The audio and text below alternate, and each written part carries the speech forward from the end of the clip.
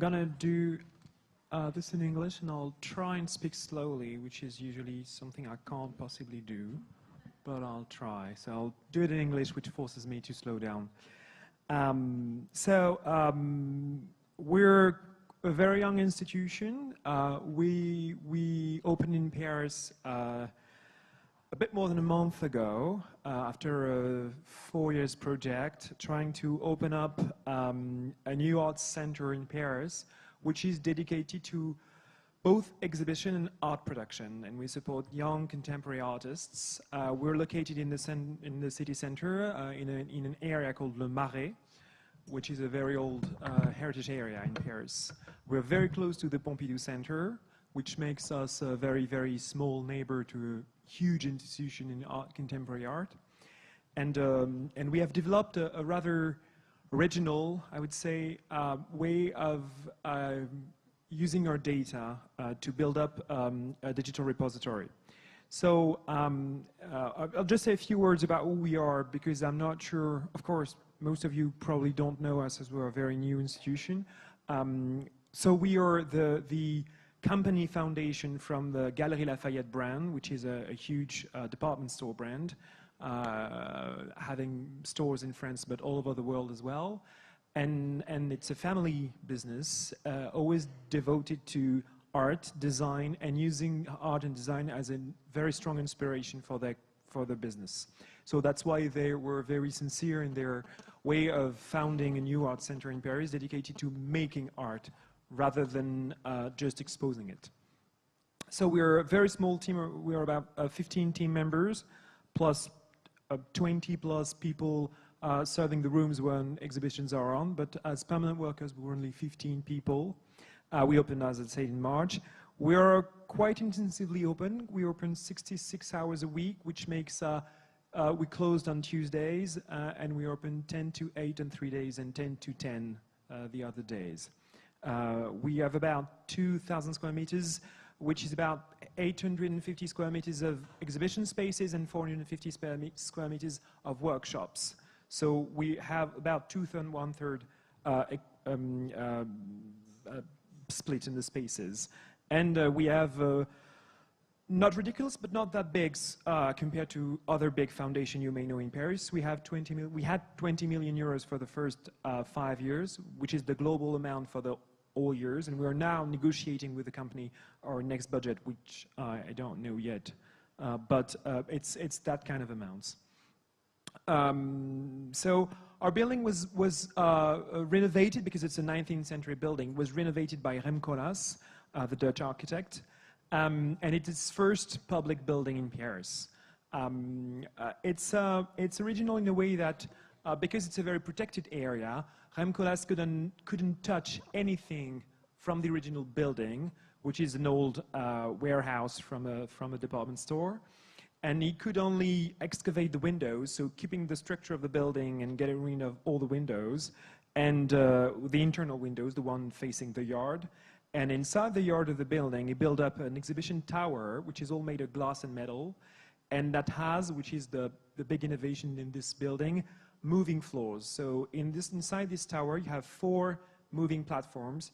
2 of them are 50 square meters, 2 of them are 25 square meters, and they can move on a mechanical electrical system. We cannot move them when there's people in, but we can modify the configuration of the building. So we have 49 different combinations of the space. So we can have huge works that are a building size, for example, or we can have a stage downstairs, or we can move everything up, so we can modify the way the building is set up. And we have workshops for making the works. Our purpose is really to assist the artists financially, but also with our skills. So we are building the works inside the house, and we have 2 main workshop spaces. One about cutting, CNC sculpting, digital cutting and things like that, in the lower ground floor, so underneath the street. And we have upstairs what we call light production, which is sewing, printing, laser cutting, things like that. So we have a certain amount of techniques in-house, and we outsource the rest. So our skills is also to help artists finding workshops that can build the works for them. And we're also a publishing company, and I'm in charge inside the foundation of both publishing books like paper books, traditional books, but also all the digital outreach that we do. So we started in 2014 with external projects. So we did project in other spaces, but the first one we did was a period where before the renovation of the building, we lived in it as it was. So we had a very, very basic renovation in it, and we started out a story using the building we will have at the end of the renovation. That's where our name came from, Anticipations, because we wanted to look forward to the future with the artists and helping them to build up their works. Our second show was joining forces with the unknown in an old department store that were closed down in Paris. We occupied it with an exhibition in 2016. And finally, we opened up in 2018 with Lutz Bacher, which is an American artist living in New York, and that did a work emphasizing the building for the opening. And it was nothing but videos, sound, and glitter. And it was I was personally quite skeptical when I saw the project, and it ended up being something rather fantastic that we get a very positive feedback about. And it just clouded down, and we will open a new show in June, which is called The Center Cannot Hold, asking 12 young artists about the relationship between the center and everything peripheral. So is Europe and Northern America still the center of everything, or does recent political changes made that situation a bit different today? So we have a few streams that are directing our work all week long. The one I wrote downstairs here. And this is rather personal for me and share with the team, but it's not official. But I think what guides us is this kind of thing that first, anything is possible. We never say no to artists. So we always try to make things possible for them, even if they want to change their mind, because they're very often young artists. So we try to assist them in any fields they would like to investigate. Everything can change, of course, because of that reason. We make as much as we can on-site, having a global impact and a climate impact as low as possible. We are very autonomous in the way we work, so everyone is responsible for a very specific area of the work, and we share among lots of projects, but we are very autonomous in the way we work. And we just realized that in the project we do, because we have these exhibitions coming, most of the stuff we produce in terms of documentation, and there I'm going to focus really on documentation, is timeline-based. So many things that happened, many things happen every day at the foundation with a very small team. Everything's changing, so we have to keep tracks on what is the situation now and how it will evolve in the forthcoming hours or days or weeks. So the time is a very, very important data in what we do. I used to work at the National Library, which Sophie will tell you more about in a few minutes. And working in an institution that was 500 years old was completely different than working in this kind of institution, because everything is quicker and you need to react very, very quickly. So time becomes a very important data. So we always try to think how we would curate the data we produce, because being an institution supporting production, we would like to keep tracks of anything we did about production. So the material we use, the method we use, because very often we use industrial skills that we change for producing artworks. So lots of the skills we have are unique, and we need to keep information about it if we need to do it again, or if we need to explain to people how it was done. It was also something that people that helped us thinking this project said us about the fact that most of the digital tools that are used today are the same among the artists and the audience. Social networks are everywhere. The digital tool you use every day, like Google, for example, are the same. So there's a very common use of digital, which is kind of native to young artists now. And you don't have to impose them a tool, but they're using their own, and we need to cope with it. So we were also very attentive to a few theories that have been important in art production, especially a book called Art's World by Howard Becker that is giving us a very strong feedback about what producing art means. And very often in contemporary art, of course there's an artist with a great idea, but most of the artworks, in our case at least, are produced by collective work. So it's a very complex relationship between art production, the artist, and the audience at the end that makes the artwork. And that complex relationship needs to be described and recorded, because it's something rather immaterial, and you need to have a feeling about it at least if you want to speak properly about the work or keep it for later. So we've created Resource, which is a software we've developed from scratch out of a series of workshops led by Alexandre Monin, which is a web philosopher. He did various workshops with all these people in this workflow, so artists, curator, art producer, workshop people, librarian, etc., researchers, scholars, to get feelings from each category of people about what is documenting an art project.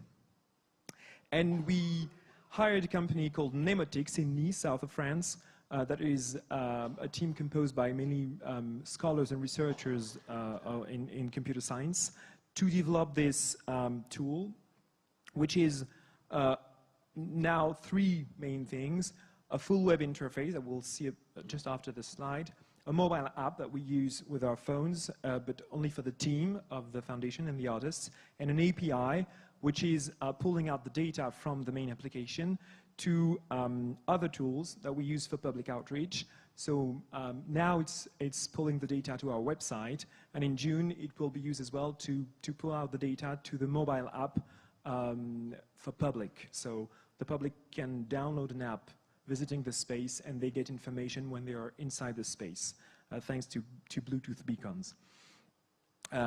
This series of application will go open source this year. We're just finalizing the license now, and we'll do a first, we have done a first experimental implementation thanks to the support of the Ministry of Culture in France at the Villa Arson, which is one of the main public art schools in France, and it's in Nice, south of France as well.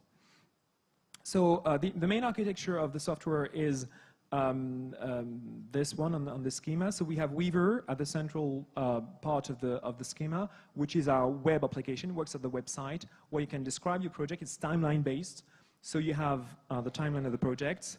It has a thesaurus application, which is called Concept, where we can tag and add new tags to describe our projects. And it's synchronized with the cloud system, because people then can drag and drop data from the computer to the application on one side, and on the other side, the one on the right of the screen, is the website and the Rebond application. So it's the mobile app for public. So if we can switch to the first video, you will see it moving. So that's the main interface. So you have a search engine when you can do search about projects. So this is the building project. So we record in this application not only the artistic project, but also every project we do. So that was the construction project of the building. And you can see up here the timeline from 2010, the very first idea of the building, up to the opening at the end of 2017, when we get the keys to the building. And you see that most of this part of the project has been filled in by Laurence, which is the administrator of the foundation, because the project at the beginning was very about law and regulation. So she has the main information about it. But you also see pictures from a workshop we did with Remcolas about the museum question globally. That was a workshop we organized in the building before the opening. And here you see a certain amount of metadata. Most of the things we can grab automatically from the photos are displayed here, but we can also tag everything on the right of the screen. You can see that we can select things being public or private. So that if we select things to be public, they're pushed to the API. We have an address book of all the people we've worked with at the foundation, whether artists or people from the company. This is our president, for example. So we get information about everyone in there, and we can tag them, and then inside the project when describing it, you'll see that just after it. So we have both persons and organizations, so we can describe the two categories differently. And then if I look at my projects, we can add content very simply by clicking on the plus button anywhere on the screen, depending on the timeline where we want to position it. But then we can always change the date. It's just like easier for people. And this is a memo. So every time we create something, it's created as an event. I told you that everything in our system was timeline based. So everything we add is an event. It has the date of the day we select the new item, but we can always change that date if it's something we do that was a more ancient level. And then we can write thing, and as in social networks, I do add, each time I add an actor, and it's added automatically from our address book. And the same way, we can also add concepts. So if I do a dash, I would add a concept from the thesaurus. So it's a way for people to describe what they do a bit of storytelling about the project every day. And each time they want to add something, as much as we can, because it's just a new software, so many probably features still lack, they can add and tag concepts or persons. That was for the web interface. We also have a mobile version, which is very popular among the team because most of our workshop managers, they don't work in front of the computer, they work in front of machines, so they have an app on their phones, so they can do a lot of photographs, different steps of building a piece, for example. They can add them automatically from their phone to the application. So they have a more basic interface. They can't do everything with it, but they can do photos, and that's what they want, because they don't want to take the photos out of their phone to the computer, then on the application. So they can do it manually, automatically, from the phone. They have the projects, they can select, just do a very simple event, just title and date, and then they can drag and drop the photos from their phone camera. The last feature we added, and it was a huge debate in the foundation, was artistic objects, because we thought that we need a very specific object in the data model about results of the project. When we started, each artwork was a project equal an artwork.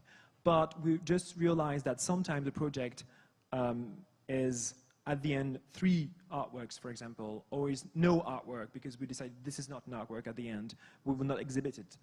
So it's a very close decision with the artist, because it's up to the artist to decide what is decided to be an artwork, a final piece that will be exhibited. So we have a specific category for that. And in the artistic objects, we have 2 main things. We have the artwork itself, which is the piece which is signed by the artist and that becomes an artwork, and it can be a sculpture, a painting, and a protocol, performance, rather material or immaterial, that's not the problem. And we have manifestations, which are the time period in which the work is delivered to a public. So it can be an exhibition, it can be a performance of a performance, in a way. In French, we use the 2 words, but it can be different kinds of things. But it's the time period in which we present the work of the public. And of course, an artwork can be included in several manifestations several times. The rest of the interface is the same. We have faceted research. We use the way advanced search works in many knowledge systems. And that's the artwork, that's the card record for an artwork, for example. So you still see bits of codes because we still don't have huge means of editing the content. That's something we're working on. So for now, we're still using a bit of HTML code to edit the content. But we put as much metadata on the side as we can, and we always link an artwork to a project in our application. That's the red part you see on the right.